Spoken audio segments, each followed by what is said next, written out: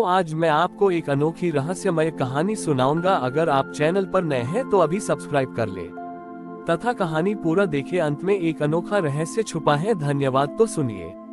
बहुत पुरानी बात है, जब सृष्टि के निर्माण को अभी ज्यादा समय नहीं हुआ था। एक पर्वतमाला थी जिसका नाम था चित शिखर। लोक मान्यता थी कि इस शिखर के उच्चतम बिंदु पर एक अद्भुत खजाना है, मन का पारस पत्थर। कहते थे कि यह पारस पत्थर लोहे को छूकर सोना नहीं बनाता था, बल्कि यह मनुष्य के नकारात्मक विचारों को छूकर सकारात्मक ऊर्जा में बदल देता था, जिससे व्यक्ति तुरंत मोक्ष की ओर अग्रसर हो जाता था। इस पत्थर की खोज में कपिल नाम का एक युवा साधक कई वर्षों से जुटा हुआ था। कपिल ने कठोर तपस्या की, भयानक तूफानों का सामना किया और अंततः वह चित शिखर के सबसे ऊपरी छोर पर पहुंच गया। वहां एक विशाल चमकीला नीलमणि का द्वार था। द्वार के सामने एक अत्यंत वृद्ध, शांत और मुस्कुराता हुआ द्वारपाल बैठा था। कपिल ने सोचा कि यह कोई सामान्य मनुष्य होगा। कपिल ने उत्सुकता से पूछा, हे महात्मा, क्या यही वह स्थान है जहां मन का पारस पत्थर छिपा है? उद्धरण चिन्ह। द्वारपाल ने सिर हिलाया और कहा, हाँ, भीतर ही है, पर इसे पाने के लिए तुम्हें एक अंतिम परीक्षा देनी होगी। क्या है वह परीक्षा? कपिल ने पूछा। द्वारपाल ने अपनी आंखें बंद कर ली और कहा, तुम जो कुछ भी इस संसार में सबसे अधिक महत्व देते हो, वह मेरे सामने लाओ। वह चीज जितनी अधिक कीमती होगी, तुम्हारा मन का पारस पत्थर उतना ही बड़ा होगा। कपिल ने सोचा, ये तो बहुत आसान है। वह वापस गया और अपनी वर्षों की तपस्या से अर्जित सिद्धियां, अलौकिक शक्तियां और अपनी सबसे प्रिय ज्ञान की पुस्तकें ले आया। कपिल ने गर्व से उन चीजों को द्वारपाल के सामने रखा। महात्मा, यह मेरी सबसे बड़ी पूंजी है। मैंने इन्हें त्याग और तपस्या से कमाया है। द्वारपाल ने केवल मुस्कुराया और कहा, ये चीजें मेरे किसी काम की नहीं और इनसे द्वार नहीं खुलेगा। कपिल निराश होकर बैठ गया। वह सोचने लगा कि संसार में सबसे कीमती चीज क्या हो सकती है। वह वापस गांव गया और एक हीरो से जड़ा हार लेकर आया। द्वारपाल ने उसे भी अस्वीकार कर दिया। कपिल पूरी तरह हताश हो गया। वह जानता था कि अब वह खाली हाथ है। वह सोचने लगा, अब मेरे पास क्या बचा है? तपस्या गई, धन गया, ज्ञान की पुस्तकें भी वापस नहीं ली। वह आंखें बंद करके बैठा और अपने अंदर झांका। उसे सिर्फ अपनी असफलता का दुख और हार मान लेने की भावना महसूस हुई। उसका हृदय खाली और पीड़ा से भरा था। तभी उसे याद आया कि उसके पास अभी भी एक चीज बची है, जो वह कभी किसी को नहीं देता था, उसकी अपनी पहचान और अस्तित्व का अभिमान। वह यह मानता था कि वह एक महान साधक है। उसने अपने भीतर की अंतिम अहंकार की भावना को भी त्यागने का निर्णय लिया। उसने रोते हुए द्वारपाल से कहा, महात्मा, मेरे पास अब कुछ नहीं बचा, न धन, न ज्ञान, न सिद्धि। मैं अब बस एक असफल, खाली और हताश व्यक्ति हूँ। मैं आपको अपने इस अस्तित्व का अंतिम घमंड सौंपता हूँ। मेरे पास बस यही है। जैसे ही कपिल ने पूरी विनम्रता और आत्म स्वीकृति के साथ अपने अहंकार का त्याग किया, द्वारपाल के चेहरे पर दिव्य प्रकाश फैल गया। द्वारपाल खड़े हुए और उनका रूप बदल गया। वे स्वयं भगवान विष्णु थे। भगवान विष्णु ने कपिल को गले लगाया और कहा, हे कपिल, मैं ही वह द्वारपाल हूँ और तुम जो भीतर खोज रहे थे, वह पारस पत्थर भी तुम ही हो। तुमने बाहर की कीमती चीजें लाई, पर मैं तुम्हारी सबसे प्यारी चीज का त्याग चाहता था, जो था तुम्हारा अस्तित्व का अहंकार। मन का पारस पत्थर कोई बाहरी वस्तु नहीं है, ये तुम्हारे शुद्ध अहंकार मुक्त मन का नाम है।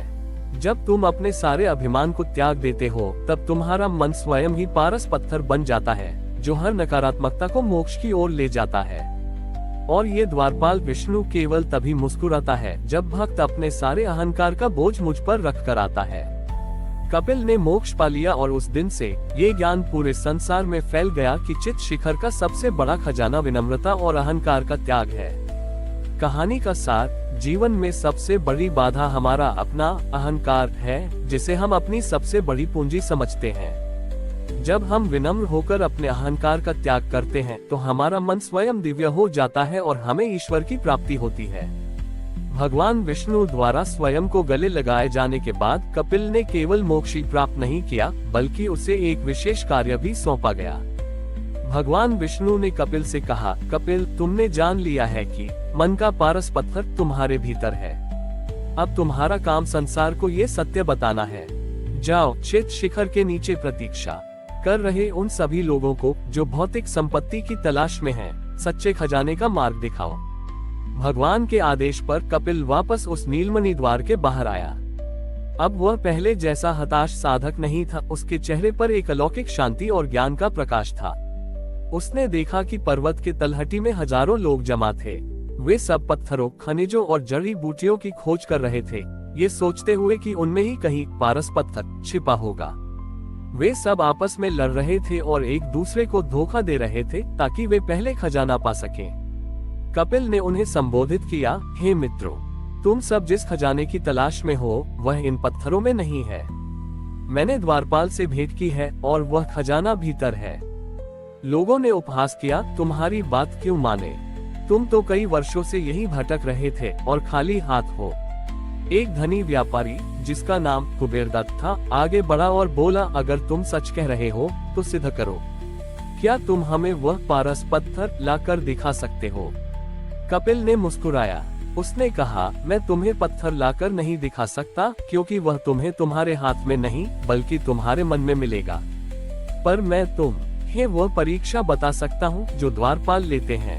कपिल ने लोगों से कहा, तुम सब अपनी अपनी सबसे कीमती वस्तु द्वारपाल के पास ले जाओ, लेकिन यदि तुम उसे पाने में असफल रहे तो तुम्हें वह वस्तु यहीं त्यागनी होगी। लालच में आकर कई लोगों ने ये चुनौती स्वीकार कर ली। तारांकन कुबेरदत्त अपनी सोने की सबसे बड़ी मूर्ति लेकर गया। वह उसे त्याग नहीं सका और असफल होकर वापस लौट आया, लेकिन उसने मूर्ति को त्यागने से मना कर दिया। तारांकन एक ज्ञानी पंडित अपने हस्तलिखित वेदों की पोथी लेकर गया। वह वेदों के ज्ञान पर अपने स्वामित्व के अहंकार को त्याग नहीं सका और असफल होकर लौट आया। हर कोई अपने प्रिय भौतिक या बौद्धिक अहंकार को त्यागने में असफल रहा। हर किसी ने द्वार के सामने से लौटने के बाद अपने खजाने को कसकर पकड़ लिया। कपिल ने देखा कि लोगों का संघर्ष खजाना पाने के लिए नहीं बल्कि अपने वर्तमान अभिमान को छोड़ने से बचने के लिए था। अंत में एक गरीब और अत्यंत विनम्र वृद्ध कुम्हार कपिल के पास आया। उसके पास कुछ नहीं था, केवल उसका चिलमचीक मिट्टी का बर्तन था जिससे वह पानी पीता था। उसने कपिल से पूछा, बेटा, मेरे पास न धन है, न ज्ञान, न कोई सिद्धि। मेरे पास बस ये मिट्टी का बर्तन है जो मेरी पहचान है। क्या मुझे भी जाना चाहिए? उद्धरण चिन्ह। कपिल ने कहा, ये तुम्हारी अंतिम और सबसे प्रिय वस्तु है। जाओ और इसे पूर्ण ईमानदारी से भेंट करो। कुम्हार नीलमणि द्वार पर गया। भगवान विष्णु द्वारपाल के रूप में फिर से वहां थे। द्वारपाल ने पूछा, तुम्हारी सबसे कीमती वस्तु क्या है? उद्धरण चिन्ह। कुम्हार ने कहा, महात्मन, ये चिलमची मेरी एकमात्र पहचान है, पर अब जब मैं आपके पास आ गया हूँ तो मुझे इसकी भी आवश्यकता नहीं है। मैं इसे खुशी खुशी त्यागता हूँ। जैसे ही कुम्हार ने उस मिट्टी के बर्तन को द्वारपाल के चरणों में रखा, वह बर्तन तुरंत स्वर्ण का चमकता कलश बन गया। द्वारपाल भगवान विष्णु प्रकट हुए और कहा, हे मेरे प्यारे भक्त, ये सोने का कलश वह पारस पत्थर नहीं है, ये केवल एक संकेत है। तुमने अपने अस्तित्व के अंतिम अहंकार को त्याग दिया। अब तुम्हारा मन ही पारस पत्थर है, क्योंकि तुमने ये स्वीकार कर लिया कि ईश्वर के सामने तुम्हारा मैं अहंकार कुछ भी नहीं है। उद्धरण चिन्ह। ये देखकर नीचे खड़े सभी लोग स्तब्ध रह गए। उन्होंने सीखा कि ईश्वर को प्रसन्न करने के लिए भौतिक संपदा का त्याग करना जरूरी नहीं है, बल्कि अपने सबसे प्रिय अभिमान का त्याग जरूरी है। कपिल और कुम्हार ने मिलकर चित शिखर पर एक विनम्रता का आश्रम स्थापित किया, जहां उन्होंने लोगों को सिखाया कि कैसे अपने मन के भीतर ही पारस पत्थर को खोजा जा सकता है। कहानी का सार, हमारा सबसे बड़ा खजाना और सबसे बड़ी बाधा दोनों ही हमारा अहंकार है। ईश्वर की प्राप्ति के लिए ज्ञान या धन का त्याग जरूरी नहीं, बल्कि उस अंतिम वस्तु का त्याग जरूरी है जिसे हम अपनी पहचान मानते हैं। हमारी और भी आध्यात्मिक एवं अनोखी कहानियां देखने के लिए हमारे चैनल पर जाएं तथा धार्मिक एवं पौराणिक अनोखी कहानियां हमारे चैनल पर है। कृपया जाके देखें तथा हमारे चैनल को सब्सक्राइब करके रखें और वीडियो लाइक जरूर करें। धन्यवाद।